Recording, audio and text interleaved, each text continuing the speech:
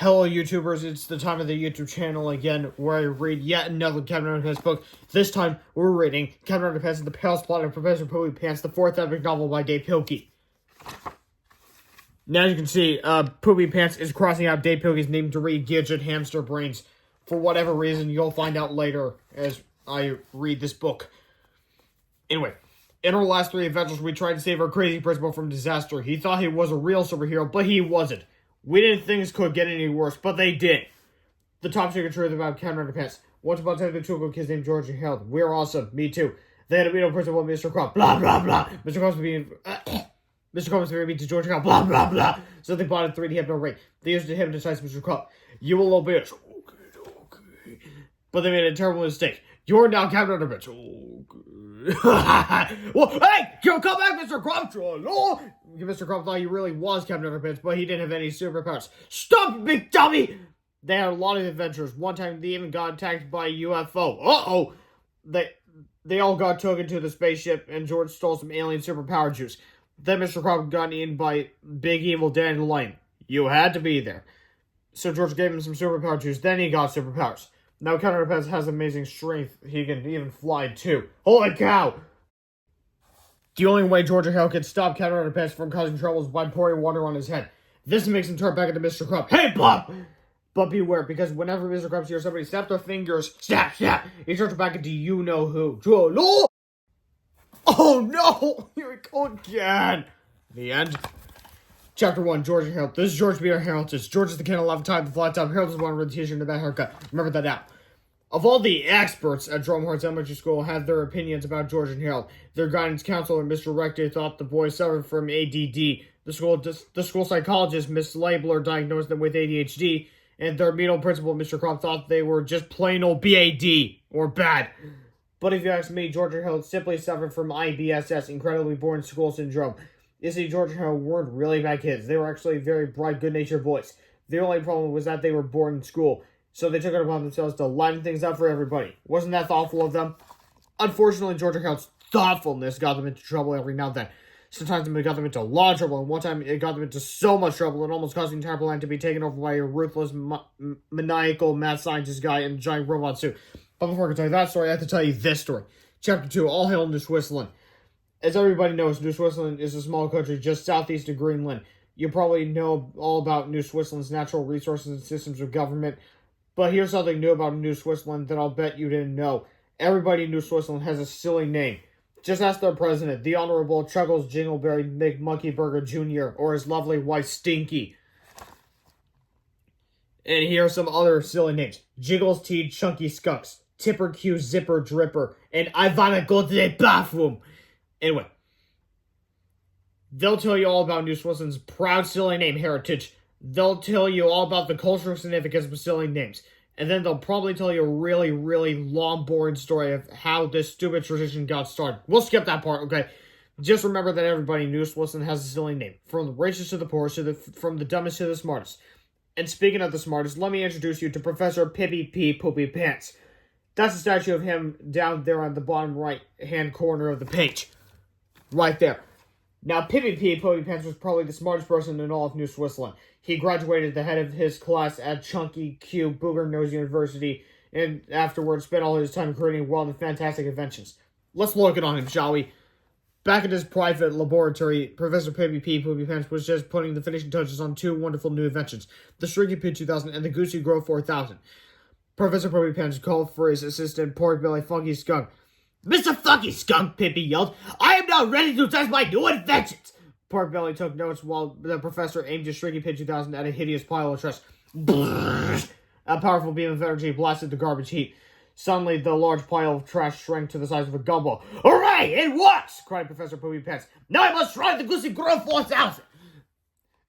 Pippy and Pork Belly aimed the Goosey Grove 4000 ordinary hot dog with mustard. When another bright beam of energy. Suddenly, the hot dog grew and grew until it crashed through the walls of the laboratory. We did it! Exclaimed Pork Belly. What do you mean, we? Yelled Professor Poopy Pants. I did it! I'm the genius! You're just a lonely assistant, and don't you forget it! Sorry, boss, said Pork Belly. With these two inventions, exclaimed Professor Poopy Pants, I will be able to solve the world's garbage problem and create enough food for everyone on the entire planet! Finally, it looks as if all of the Earth's dilemmas would be fixed forever. But who would have believed that in just a few short weeks, Professor Pants would be trying to take over the planet in a fit of frenzied rage? Well, dear readers, the tragic tale is about to unfold. But before I tell you that story, I have to tell you this story. Chapter 3, The Field Trip. Jerome Hart's elementary school was having its big annual field trip to Pequot Pizza Palace. All of the kids had brought their permission slips and were lined up to get on the bus. George and Hal could hardly wait to eat pizza and play video games all afternoon. "This is gonna rule," said George. "Yeah, if we ever get there," said Harold. "Hey," said George, "let's change the letters around on the school sign while we're waiting." "Good idea," said Harold. So George and Harold ran over to the sign and began their thoughtfulness. Unfortunately, the boys did notice a dark, foreboding presence lurking nearby in the bushes. "Aha!" cried Mr. Crumb. "I caught you boys right-handed!" "Uh-oh!" said George. Laughed Harold. "This is just a little joke." "A joke?" yelled Mr. Crumb. "Do you boys think that's funny?" George and Harold thought for a moment. "Well, yeah," said George. "Don't you?" asked Harold. "No, I don't think it's funny," yelled Mr. Crumb. "I think it's rude and offensive." "That's why it's funny," said George. "Oh," said Mr. Crumb. "You boys like to laugh, huh? Well, here's a good one. You two are officially banned from the school field trip. Instead of eating pizza, you'll spend the afternoon cleaning up the teacher's lounge. Isn't that funny?" "No way," said Harold. "That's not funny at all," said George. "That's cruel and unusual punishment." "That's why it's funny," Mr. Crumb snarled. "Also, look at those teeth. And also the next page, why is the teeth back to normal? Whatever." Anyway, chapter 4, Left Behind. Mr. Crumb marched George and Harold over to the janitor's closet. "You can use these supplies to clean the teacher's lunch," said Mr. Crumb. "I want it spotless by the time we get back." Mr. Crumb went back outside, climbed onto the school bus, and laughed loudly as the buses pulled away. The teachers all pointed at George and Harold and laughed too. "Rats," said Harold. "I thought we were going to have fun today." "We can still have fun," said George. All we need is this ladder, that bag of powder paste, and those big boxes of styrofoam wormy thingies." So George and Harold carried their supplies to the teacher's lounge and got down to business. Da-da-da-da-da-da! It's time for a break time with George. Well, I'm just stealing the melody of Super Mario one time. Anyway, at the sink, George pulled the sprayer nozzle while Harold carefully taped the sprayer handle in the on position.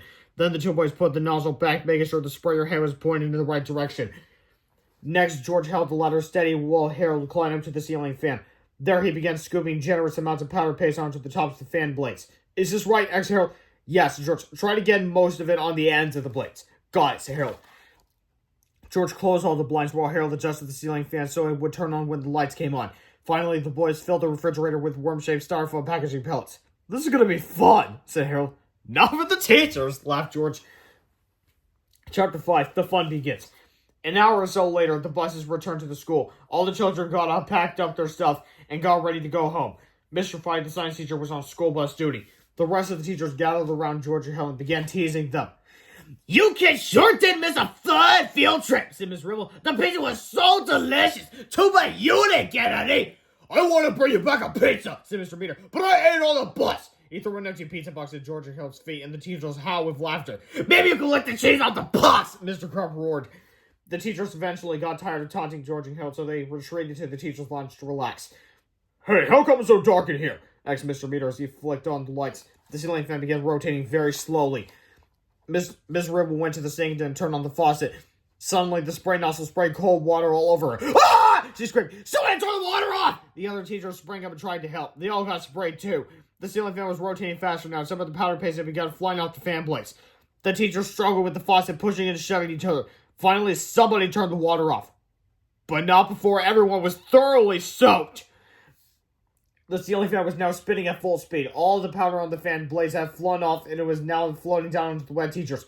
"Hey, what the?" cried Mr. Peter. "What's all this sticky stuff?" yelled Miss Ann Throat. By now, all the teachers were covered in gooey, sticky paste. It didn't take a genius to know that George and Helen were behind all this. "Those brats better not touch my diet soda!" Miss Ribble shouted. She dashed to the refrigerator and swung the door open. Swish! Suddenly, thousands of tiny styrofoam pellets flew out into the room. The wind from the ceiling fan blew the pellets around and around. Naturally, they landed on the stickiest things in the room. The teachers! "Oh!" screamed the teachers. They ran out of the teachers' lounge, screaming and yelling.